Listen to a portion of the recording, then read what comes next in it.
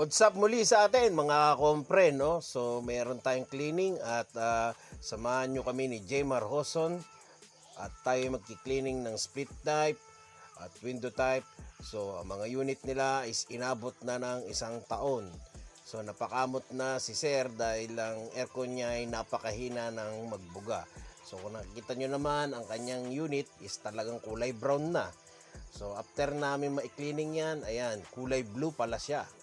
So ayan, tuloy lang natin ang ating mga ginagawa na pagki-cleaning. So ito ay all goods na. So ang akin lang, payo ko lang sa mga customer, sana po wag po nating hayaan na abutin ng 1 taon ng ating mga aircon. Kasi pwedeng magkaroon ng problema kapag ganyan.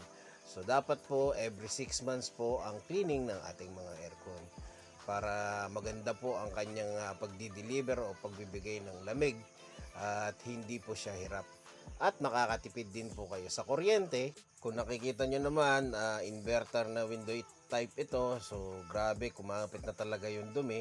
So kahit na inverter or non-inverter pa ang aircon nyo, pag madumi yan, nag-high ampere ang compressor at hindi tumitigil sa pag-andar kasi hinahabol niya yung temperature na sinet nyo.